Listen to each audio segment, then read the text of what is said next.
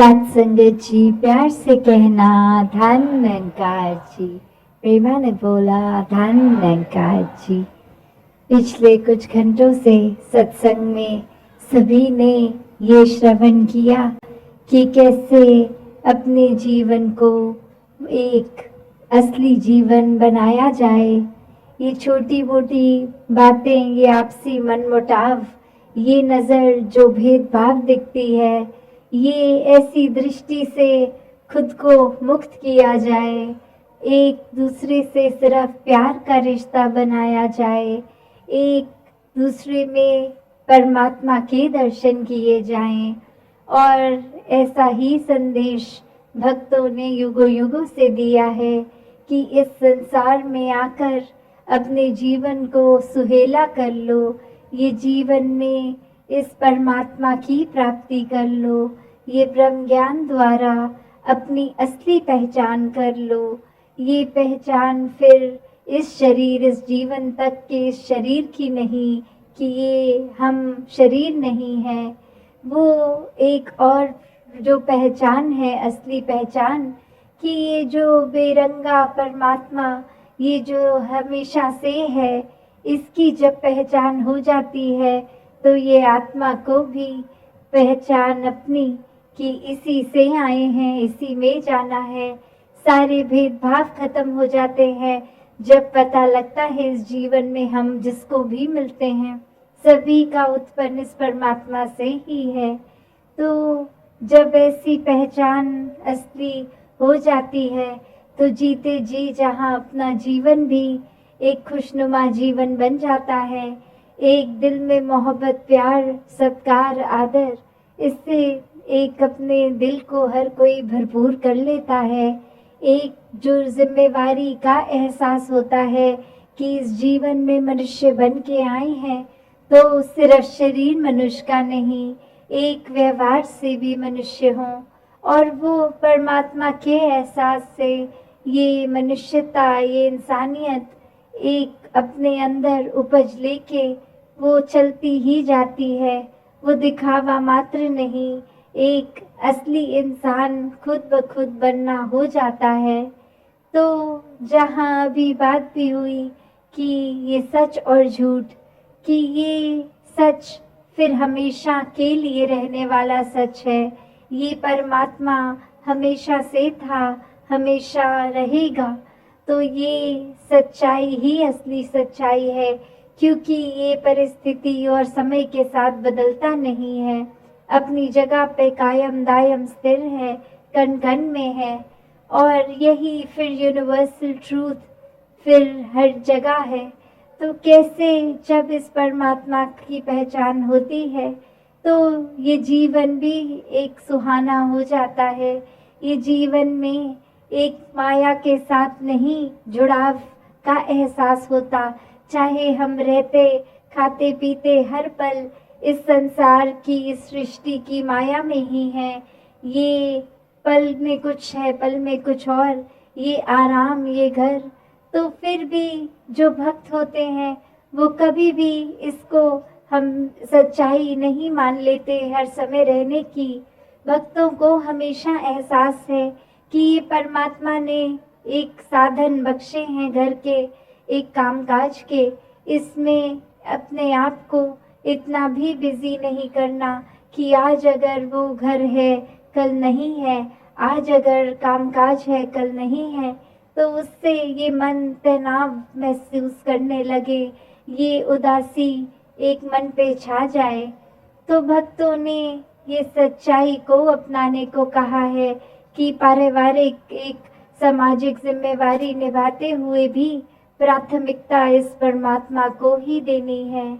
और ऐसे ही एक इंसान फिर जो जुड़ जाते हैं इस परमात्मा से, वो कोई भी कार्य कर रहे हो किसी भी समय, ये ध्यान, ये मन, ये भक्ति में ही रंगा रहता है और कार्य भी बहुत ही चेतनता से कर सकता है फिर वो इंसान।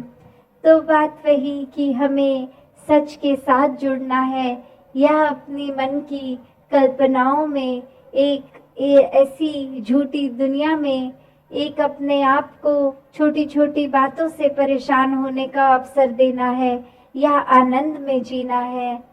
तो एक कहानी में भी जैसे एक जंगल में एक लोमड़ी शिकार के लिए एक अपनी गुफा से जब निकलती है और वो समय उसका सूरज के वजह से परछाई बहुत बड़ी लगती है उसको उसको ये ज़मीन पर देखने से लगता है कि मैं कितनी बड़ी हूँ। और जब ये शिकार के लिए सोचती है कि आज तो कोई बहुत बड़ा जानवर का शिकार करके खाना पड़ेगा, क्योंकि मेरी परछाई देखकर मुझे पता लग रहा है मैं कितनी बड़ी हूँ। और ऐसे ही शिकार पर निकली पर कोई जानवर नहीं। और अब शाम का समय भी हो गया, अब सूर्य की दिशा कहीं और अब वो अपनी परछाई की ओर देख रही है तो वो इतनी छोटी, और अब वो भूख से भी जहाँ परेशान, पर ये नतीजा निकालती है कि इस समय मेरी परछाई तो बहुत छोटी है, अब तो एक चूहा भी मिल जाएगा तो मेरा पेट भर जाएगा। तो बात इसमें क्या कि ये संसार में हम भी उसी प्रकार चल रहे हैं। आज अगर कुछ 2-4 व्यक्ति उनके साथ उठना बैठना हो गया और उनकी जीवन की सफलता की परिभाषा अगर बड़े घर, बड़े गाड़ी, बड़ा जॉब इत्यादि, तो हमारा भी परिभाषा वो एक भेड़ चाल में बन जाती है वही कि हमें लगता है आज हमें भी बड़ी गाड़ी चाहिए, ये ही एक हमारा पेट भरेगा इससे।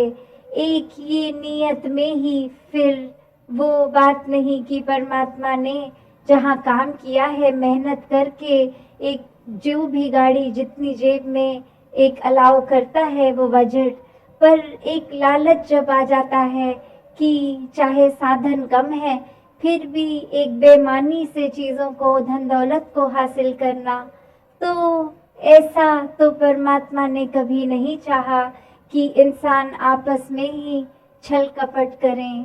और वही कैसे फिर एक झूठ में ही एक गुजारा हो जाता है। एक ये बात नहीं इंसान के ख्याल में आती कि ये कोई भी चीज़ हमेशा के लिए साथ नहीं रहने वाली। आज जो चीज़ नहीं है उसका बहुत ध्यान रखता है इंसान, कल वही पुरानी हो जाती है तो उसके प्रति लापरवाही, तो उसी से अंदाज़ा लग जाता है कि ये हर समय नहीं वस्तु काम आने वाली, ये अपनी इम्पोर्टेंस उसकी हर समय की नहीं बनती। तो कैसे हर समय जो इम्पोर्टेंट है वो ये परमात्मा है। ये परमात्मा को जो मन में बसाते हैं वो हर पल की अहमियत समझते हैं कि इस पल में हम या तो अपने आप को उलझनों में बांध सकते हैं या अपने मन को सुकून दे सकते हैं इस परमात्मा से जुड़ के। तो बात वही, जिनको इस परमात्मा के प्रति प्यार हो जाता है वो फिर स्वयं अपना जीवन एक सुधार के रास्ते पे ले चलते हैं। ये परमात्मा का एहसास पल पल रहता है तो एक कोई भी गलत रास्ते को नहीं अपनाते। तो बात वही कि परमात्मा का कॉन्सेप्ट तो हर किसी को पता है, तो फिर हर किसी का जीवन ऐसा क्यों नहीं है? क्योंकि ये परमात्मा को जब तक स्वयं देखकर नहीं, अपने जीवन में इसको अंग संग देखा नहीं, इसका एहसास नहीं किया, तो तब तक तो फिर ये कॉन्सेप्चुअली रूप रहेगा। पर एक बार जब ये नज़र आता है तो दिल में फिर इसके प्रति प्यार, इसके साथ एकत्व का भाव जुड़ जाता है। और जब इस परमात्मा के साथ हो गए तो फिर उसकी बनाई हुई पूरी प्रकृति, इंसान चाहे कितने भी अलग अलग दिखते हों फिर भी एक व्यवहार अलग सभी का, हर एक से फिर भी प्यार बन जाता है। जब इस एक परमात्मा से प्यार तो इसकी पूरी रचना से प्यार, तो ऐसे फिर मानवीय गुण जीवन में उतर जाते हैं।